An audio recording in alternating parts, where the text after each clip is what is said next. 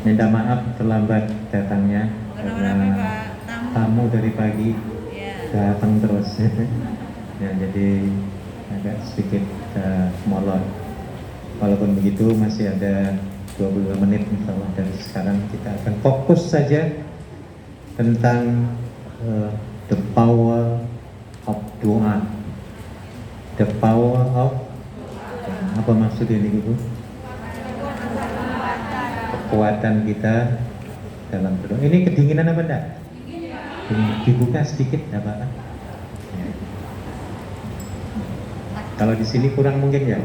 Ya. Ya, di sini nih yang Sedang, penuh. sedang. Ya. Iya, ininya penuh di sini, AC-nya dinyalakan semua. Baik, Ibu sekalian yang dirahmati Allah. Amin ya Allah. Doa dikatakan oleh Nabi sebagai mukhul ibadah. Doa mukhul ibadah. Doa itu adalah otaknya ibadah. Ya. Kenapa dikatakan otaknya ibadah? Otak itu kan badan kita, kalau nggak ada otak jadi apa Bu?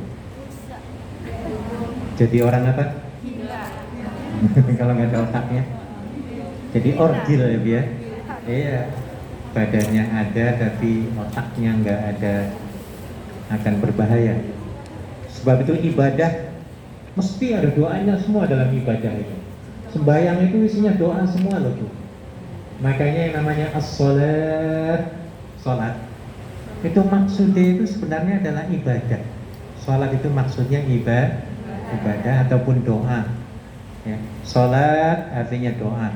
Ya. Makanya kalau tadi panjenengan membaca sholat atau sholawat sama.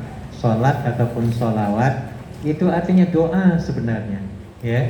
Kita memanjatkan doa kepada Allah untuk Nabi Muhammad Sallallahu Alaihi Wasallam yang disebut sebagai doa atau sholawatan. Ya. Maksudnya adalah doa dikhususkan untuk Nabi Sallallahu Alaihi Wasallam. Jadi kalau sudah dikatakan sebagai mukhul ibadah, otaknya ibadah, ya, maka akan menjadi penting sekali bagi kita, ya, untuk selalu berdoa kepada Allah Subhanahu wa Ta'ala. Di samping sebagai otaknya ibadah, Nabi juga menyebut ad-du'a silahul mu'min. Ya. Doa is a weapon for mu'min, is a weapon for a believer. Ya. Doa merupakan senjatanya orang mukmin. Tapi nggak kelihatan senjatanya ya Bu ya. Nggak perlu beli, cukup menghubungi siapa? Allah Subhanahu wa Ta'ala. Dan inilah senjata paling ampuh. Kita tidak bisa melawan, ya, karena kelemahan kita misalnya di rumah majikan, misalnya kita dizalimi, dimarah-marahi terus, dinyak-nyak terus ya Bu ya. Kadang-kadang kita dieksploitir, ya mungkin di sini jarang lah di Hongkong ya, tapi bisa jadi terjadi. Misalnya, ya, kita nggak bisa ngelawan. Lawan gimana? Uang rumahnya bukan rumah kita ya Bu ya. Nah, maka senjata kita itu ya doa yang paling manjur. Kenapa doa? Karena Allah itu sebagai muqallibal qulub. Karena ada doanya, ya muqallibal qulub tsabbit qalbi ala dinik. Wahai Allah yang suka membolak-balikkan hati, mantapkanlah hatiku atas agamamu. Jadi yang membolak-balikkan hati itu siapa? Allah. Makanya hati majikan kadang-kadang kok baik, majikan ya Bu ya? Kadang-kadang apa? Merengut, marah-marah, bentak-bentak terus kadang-kadang. Ya ini makanya senjata kita hubungi Allah, berdoa. Sebab itu Ibu sekalian, jangan sekali-kali melupakan doa untuk majikan panjenengan sedaya ya Bu ya. Masing-masing didoakan ya supaya majikannya apa? Baik, sugih, sehat, ada duitnya gitu loh ya. Orangnya baik, loman, tahu loman? Tahu. Apa loman? Tidak cetil. murah, ya. Iya. Bila perlu gajinya naik terus, nah, gitu loh ya. Jangan malah nyupatani, nggak boleh nyupatani, ya. Terlebih yang paling bagus adalah berdoa supaya mendapatkan hidayah dari Allah Subhanahu. Karena kalau kita nggak mendoakan kayak gitu, Bu, sulit nantinya. Apalagi misalnya tiba-tiba majikan sakit, habis sakit innalillahi, so orang capek, kita capek nyari majikan lagi kan gitu ya Bu ya. Nah maka doakan. Dan ini merupakan senjata kita yang paling ampuh, ya. Siapapun dari mulai nabi-nabi, ya, mereka menggunakan doa ini sebagai senjata, ya. Baik, Ibu-ibu sekalian, di sini ada beberapa hal tentang bagaimana, ya, doanya atau macam doa yang perlu kita panjatkan kepada Allah Subhanahu wa taala, dan doa-doa ini sangat tepat sekali untuk kita, ya.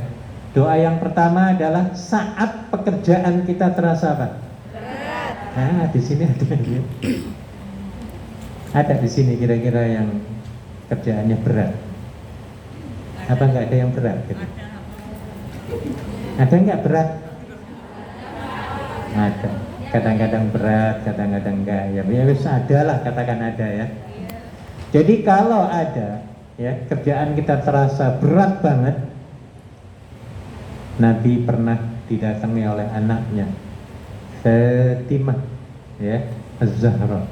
Ya Rasulullah, aku ini capek banget nggak punya pembantu rumah ya Rasulullah, ya, ngurusi anak, masak, nyapu dan lain sebagainya, ya. Maka tolong bantu aku untuk carikan pembantu rumah ya Rasul, ya wahai ayahanda, ya, manggil bapaknya, ya.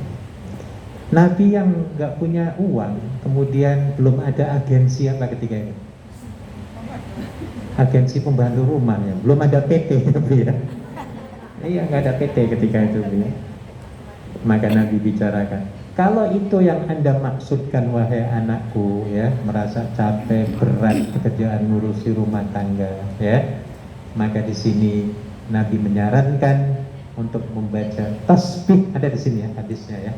Saya baca, Abu Hurairah meriwayatkan, Fatimah datang pada Rasulullah untuk meminta seorang pembantu dan mengeluhkan pekerjaan yang terasa berat.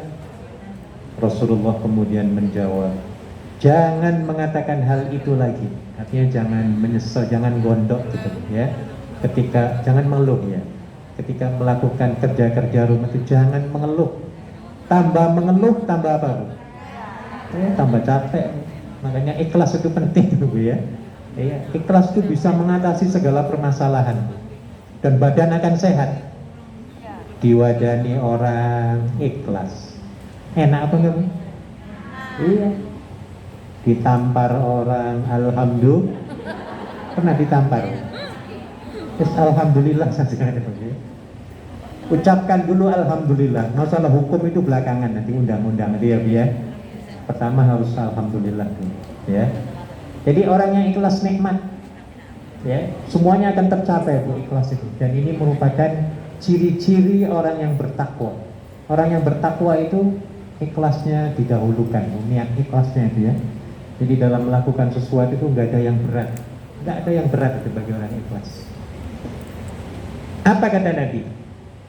Ketika anaknya mengadu kecapean kerja berat, ngurusi rumah tangganya, Nabi menjawab, bukankah aku telah menunjukkan kepadamu hal yang lebih baik dari sekedar pembantu? Ya, yaitu Nabi mengatakan, bacalah tasbih berapa kali? 30 kali, hamdalah 30 kali, takbir berapa? Kali. Jadi totalnya berapa, Bu? Hah? 94. 30, 30 dan 34 menjadi 90? 94. 94. Ya, boleh juga ditambah 33, 34. Jadi berapa? 100 akan lebih baik. Tapi minimum di sini 30 kali, ya. Jadi ibu kalau merasa capek, penat, apa lagi? mumet ya Bu ya, karena banyak kerjaan, banyak urusan, langsung hubungi Allah dengan mengucapkan apa? Subhanallah, subhanallah. Berapa kali Bu? 30 kali. 30 kali ya, baca tasbih 30 kali ya. Yang paling bagus tasbih itu adalah bacaan subhanallah wa bihamdihi subhanallahil azim ya. Dalam hadis lain dikatakan ya bahwa Nabi bersabda, kalimatani khafifatani fil lisan thaqilatani fil mizan habibatani ila rahman subhanallah walhamdulillah wa la ilaha illallah Allahu akbar. Ada dua kalimat yang sangat ringan diucapkan pada lisan. Dua kalimat loh ya. Dan sangat berat dalam timbangan nanti ya, di yaumil mahsyar ditimbang nanti. Dan amat-amat disukai, dicintai oleh Ar-Rahman. Ar-Rahman itu siapa? Allah subhanahu wa ta'ala, yaitu ucapan subhanallah wa bihamdi subhanallahil. Itu dua kalimat situ yang paling disukai oleh Allah subhanahu wa ta'ala. Maka ibu-ibu tolong hubungi Allah ketika kita sedang merasa masalah, berat, capek, pegelinung, greges, apa lagi? Meriang-meriang, ya, panas dingin karena banyak kerjaan ya biar.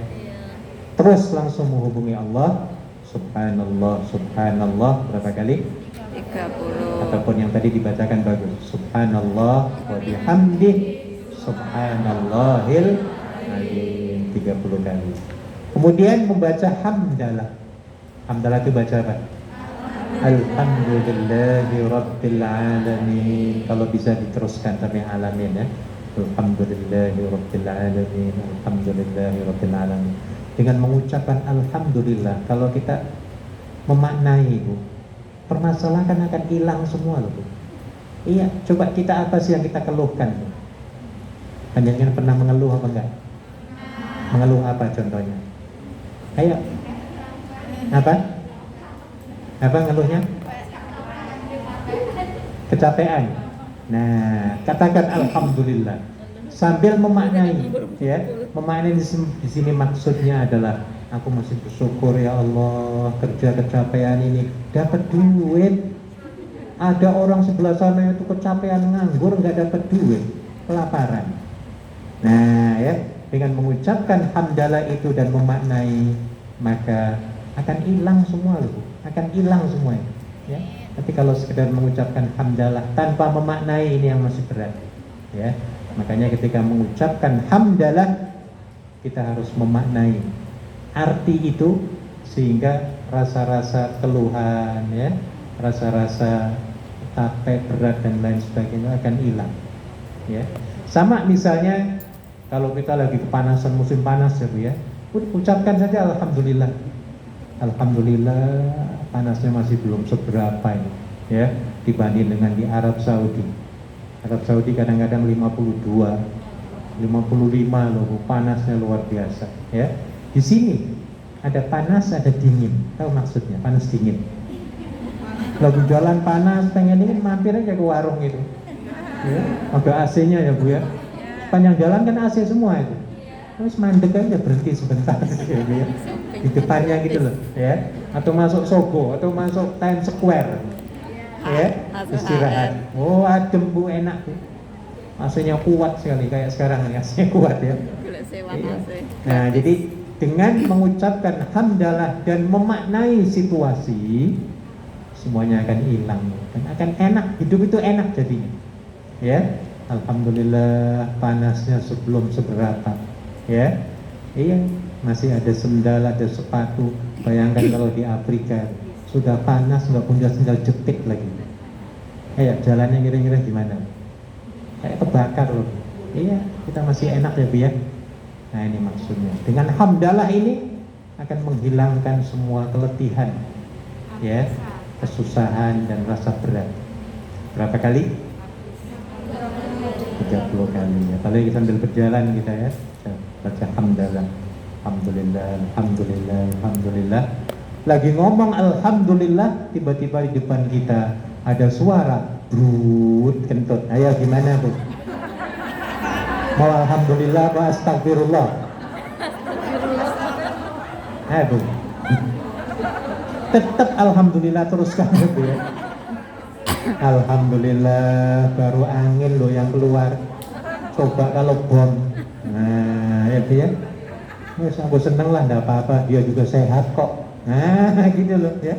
Iya, jadi dengan memaknai secara positif semuanya akan hilang. Dan bahkan saya baca kemarin ya, baca berita online, ternyata ibu-ibu bau kentut akan menghilangkan penyakit kanker. Oh itu ada loh, bener itu, saya kirim itu ya, saya share itu. Bau kentut itu ternyata menghilangkan penyakit kanker. Mau dikentuti itu. Rupanya ada penyelidikan hal-hal kayak gini nih, makanya Allah ciptakan di dunia nggak ada yang sia-sia loh, nggak ada sia-sia loh. Iya, sampai kotoran kita itu kalau kita tahu mengelolanya bermanfaat apa enggak? Iya, air kencing, pokoknya minta maaf, tai kita itu loh ya biar. Oh itu jadi gas, jadi manfaat semua, jadi gas loh. Kalau di India jadi gas sih. Masak ya pakai itu, pakai anunya kebo sapi gitu loh, tai-tainya ya. Iya, kan panas itu ya, dikumpulin jadi gas. Nah, jadi bagi orang yang tahu memaknai ya apa yang Allah ciptakan di dunia ini, nggak ada yang sia-sia, maka ucapkan alhamdulillah. Ada orang yang galak, ada manfaatnya apa orang galak itu?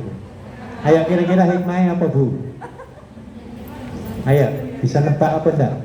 Majikan kita misalnya majikan, walah, ada orang diuntungkan oleh galaknya majikan. Ayo apa Bu? Apa? Apa? Lebih hati-hati ya. Ada lagi selain daripada itu? Sabar. Hah? Jadi sabar kitanya. Jadi sabar. Ada lagi? Apotek akan laris, dokter akan laris. Ini orang suka marah-marah itu mesti sakit. Iya, puyeng dia nggak bisa tidur habis marahi kita ya. Iya, di sininya duk. Sakitnya tuh di mana Bu? Di sini. Ya. Ini sakit, di sini nyut. Akhirnya pergi ke dokter. Dokter yang untung, ya. Pergi ke apotek ya, beli Bodrek, beli Panadol, paracetamol, Paramek, Paragrit. Wah laku jadinya Bu. Gak ada yang sia-sia nanti ya. Gak ada sia-sia loh Bu. Semuanya ada apanya? Manfaatnya bagi orang lain. Ya. Jadi sudah ucapkan dulu alhamdulillah. Masalah resiko belakangan. Nah, ya. Ucapkan alhamdulillah dulu. Oke. Termasuk minta maaf. Kalau majikan misalnya ngasih angpau kita sedikit, teman kita ngasihnya banyak. Ayo, kira-kira panjenengan yang dapat sedikit, reaksinya gimana? Nah, yang paling bagus alhamdulillah, kan gitu ya. Tapi kalau nggak alhamdulillah, ngelihat temennya dapat 2.000 kita dapat 200, puyeng apa nggak kita? Bisa tidur apa nggak malam itu? Nggak bisa tidur, ketemu udah jijik banget tuh. Iya, mau megang aja salaman panas, betul apa enggak? Iya, dan kitanya curiga lagi ke majikan. Jangan-jangan majikan aku ini ada apa?